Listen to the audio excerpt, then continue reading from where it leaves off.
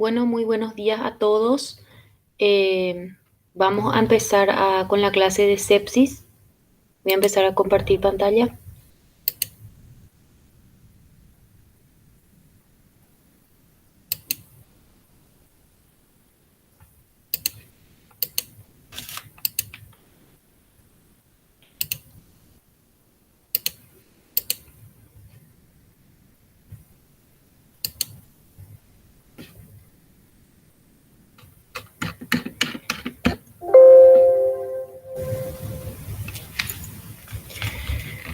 Bueno, muy buenos días a todos. Hoy vamos a hablar de sepsis.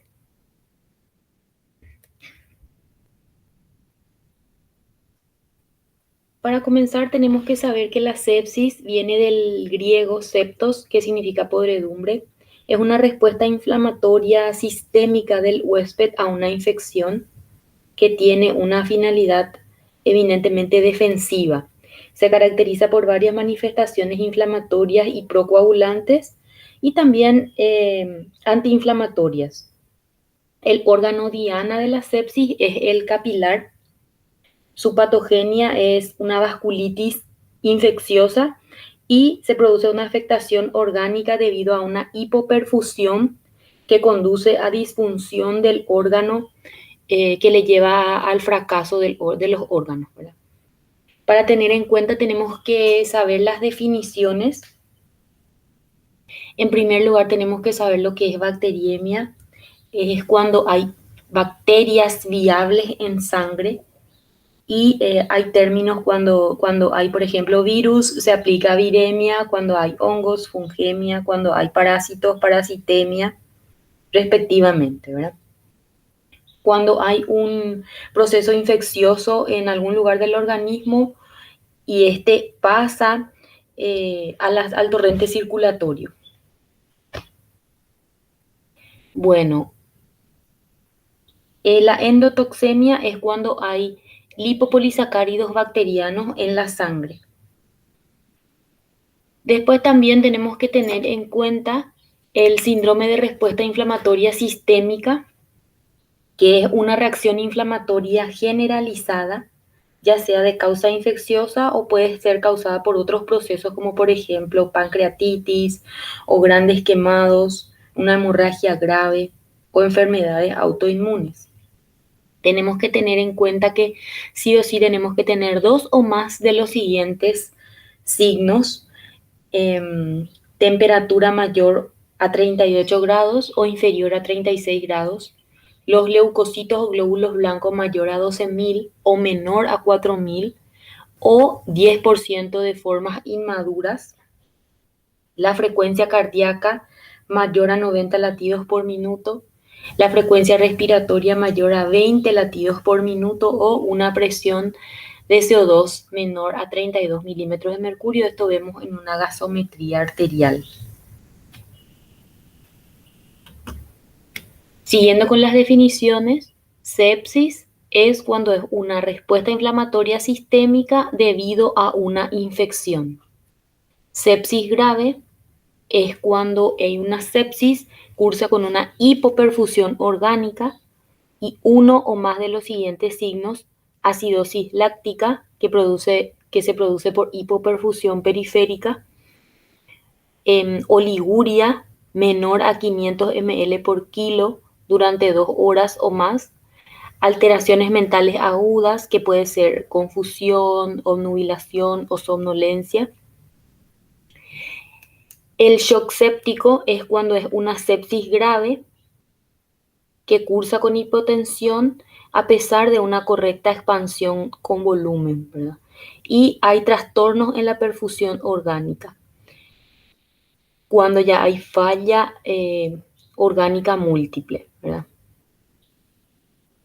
Y cuando es shock séptico refractario, cuando es más de 1 hora de reposición de líquidos y drogas vasoactivas y que no responde.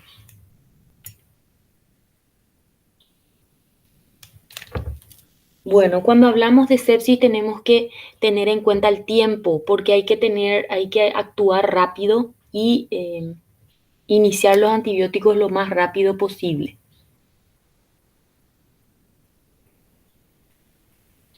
Siempre tenemos que tener en cuenta la temperatura corporal porque, como ya dijimos, los signos mayor a 38 o menor a 36 grados, uno de los signos clínicos para tener un síndrome de respuesta inflamatoria sistémica, la infección que nos va a dar signos y síntomas, el estado neurológico alterado del paciente puede estar confuso, puede estar dormido, puede tener dificultad para respirar y que el paciente se sienta eh, mal, severamente enfermo, que se sienta con disconfort. Bueno, con respecto a la epidemiología y la etiología de la sepsis, la prevalencia de la sepsis ha aumentado y es la primera causa de muerte en las unidades de terapia intensiva no coronarias, ¿verdad?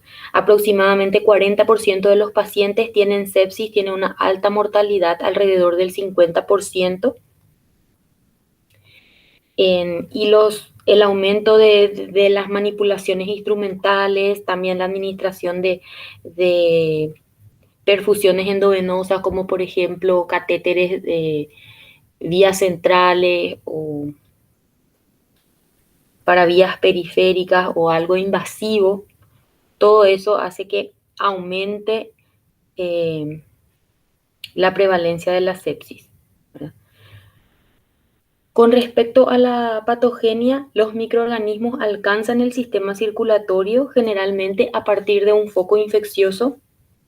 A veces también puede ser de la propia flora endógena del paciente sin infección previa, o pueden ser inoculados directamente en el torrente sanguíneo desde el exterior a través de transfusiones sanguíneas o soluciones intravenosas contaminadas. También se pueden ver en pacientes que utilizan drogas por vía parenteral, etcétera, ¿verdad? Con respecto a los gérmenes más comunes son la Escherichia coli, el Staphylococcus aureus, el Streptococcus pneumoniae y el Streptococcus epidermidis. Los focos más comunes en donde se inicia, el más común es el tracto urinario, también puede ser las vías respiratorias, el abdomen, heridas quirúrgicas y catéteres intravenosos, como ya dijimos, debido a la manipulación excesiva. Bueno, hay ciertos factores que determinan o favorecen la aparición de bacteriemia y sepsis. Esto tenemos que tener muy en cuenta porque para estar atentos tenemos que ver las características propias del agente invasor, porque algunos microorganismos a partir del foco infeccioso invaden la sangre fácilmente. Por ejemplo, la Salmonella typhicae siempre es con bacteriemia, ¿sí? Eh, Hay también las estructuras de las bacterias que tienen una naturaleza proteica o polisacárida que se encuentran ahí por la membrana externa de las bacterias, como por ejemplo la Escherichia coli, que hace que se adhieran y se fijen a las superficies mucosas y ahí produzcan la infección. Tienen endotoxinas o lipopolisacáridos en su membrana externa y ellos producen la respuesta inflamatoria. Por eso tenemos que tener en cuenta las características del agente invasor. En segundo lugar, el tamaño del inóculo bacteriano, ya que el desarrollo del microorganismo en el foco de infección facilita la llegada del mismo al torrente circulatorio en un número suficientemente elevado y allí sobrepasa las barreras del organismo, las defensas del organismo. También tenemos que tener en cuenta que si existen colecciones purulentas sin drenaje, porque al ser drenadas, ellos producen una bacteriemia. Manipulación de una zona séptica o instrumentación intracirculatoria. Cuando uno retira una sonda vesical, por ejemplo, cuando uno retira un catéter intravenoso o prótesis vasculares, entonces ahí se puede producir una bacteriemia. También cuando hay manipulación de la cavidad oral, también se produce una microbacteriemia. Alteraciones en la estructura de los vasos sanguíneos. Esto también se ve, por ejemplo, cuando el paciente tiene una fístula arteriovenosa, cuando el paciente tiene algún problema valvular como insuficiencia mitral, favorece la lesión del endotelio, se deposita fibrina y plaquetas. En estos casos, algunos microorganismos que son poco virulentos producen bacteriemias asintomáticas, se adhieren a zonas lesionadas que ya tiene el paciente, por ejemplo, una válvula enferma, y allí producen una sepsis. Y factores de susceptibilidad del paciente, como por ejemplo los pacientes ancianos o pacientes que ya tienen enfermedades crónicas como cirrosis hepática o enfermedades que producen inmunodepresión como la diabetes, neoplasias, por ejemplo el SIDA, o pacientes que son portadores de sondas vesicales o talla vesical en permanencia. Bueno, eso para tener en cuenta factores que determinan o favorecen cuando tenemos este tipo de pacientes o este tipo de datos en la historia clínica nos pueden orientar a la patología que está teniendo el paciente, ¿sí? Bueno, con respecto a la clínica, tenemos que tener en cuenta que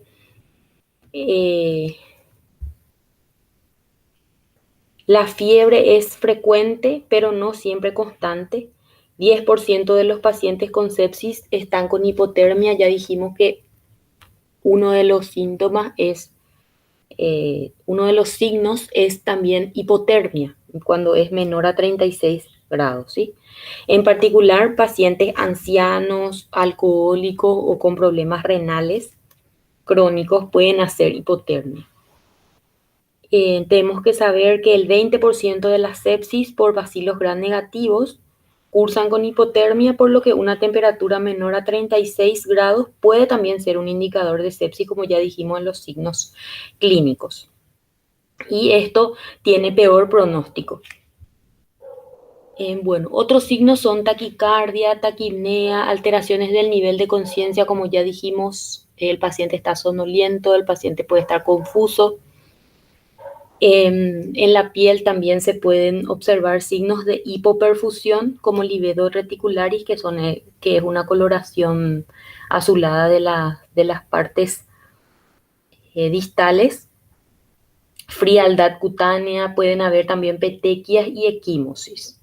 Y todo esto puede llevar a un cuadro grave de shock séptico y a coagulación intravascular diseminada, en donde hay una necrosis hemorrágica de partes distales y esto lleva a gangrena y a la pérdida de los miembros, ¿verdad?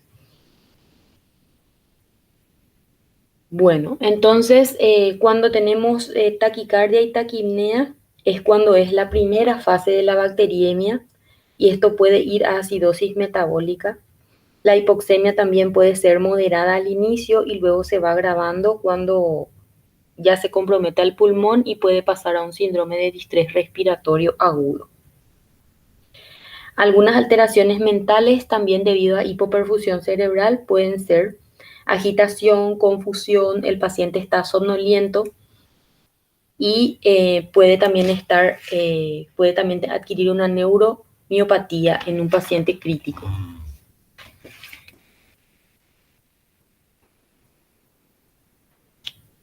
Aquí está para mostrar las lesiones cutáneas que podemos ver y cada germen puede actuar de esta forma. Por ejemplo, púrpuras y petequias es más común cuando el germen implicado es una Neisseria meningitidis.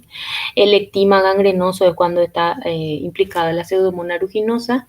Y la eritrodermia generalizada es cuando está implicado el Staphylococcus aureus y el Piógenes.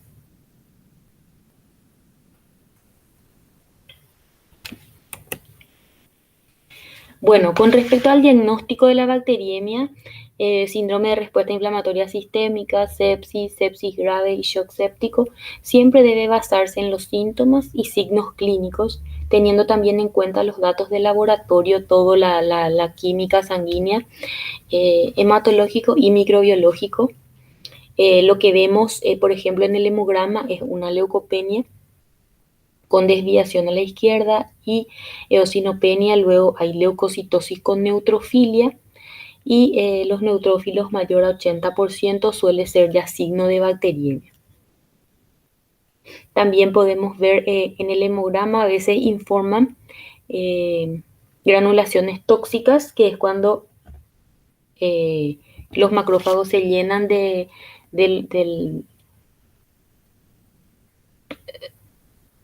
las vacuolas intracitoplasmáticas se llenan de granulaciones tóxicas, y entonces esto se ve en el microscopio. En el laboratorio nos informan cómo tanto por ciento de granulaciones tóxicas. Eso es muy importante, nos orienta ya que es algo bacteriano, ¿sí? También puede haber hiperglicemia. Eh, También hay alteraciones en las pruebas de la coagulación. Podemos ver trombocitopenia y aumenta el fibrinógeno. Rápidamente se consumen también los factores de la coagulación cuando se produce una coagulación intravascular diseminada. Pueden estar también presentes la PCR positiva y la procalcitonina, que son proteínas de fase aguda, que nos da idea de la gravedad del proceso infeccioso, ¿sí?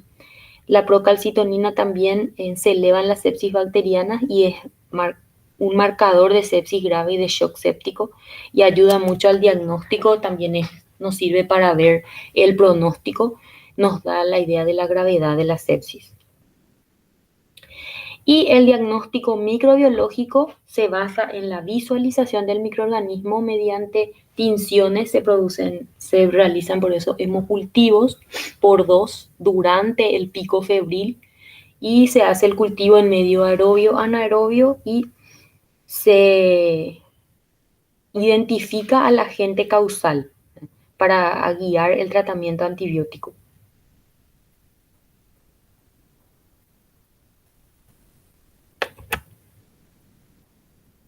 Muy bien, con respecto al diagnóstico diferencial, hay varios cuadros clínicos, como la bacteriemia, por ejemplo, fiebre, temblor y mialgias. Se pueden producir por otras situaciones en donde aumentan los factores inflamatorios. Por ejemplo, en lisis tumorales espontáneas o postquimioterapia se puede ver aumento de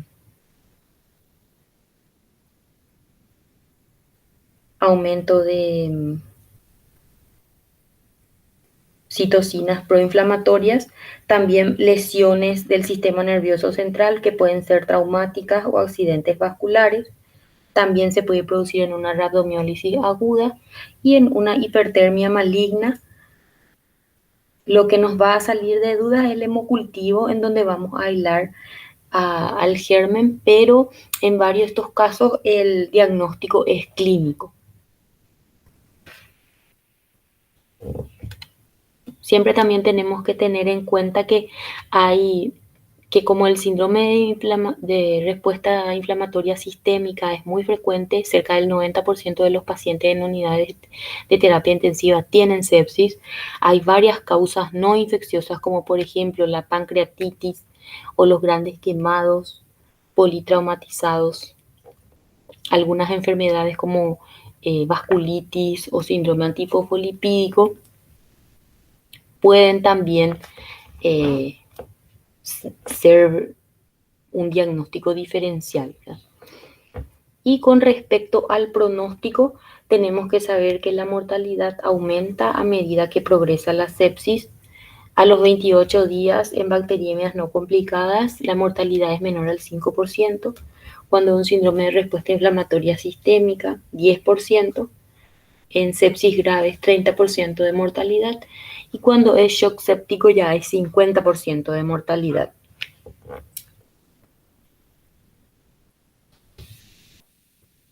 Muy bien, entonces eso es todo.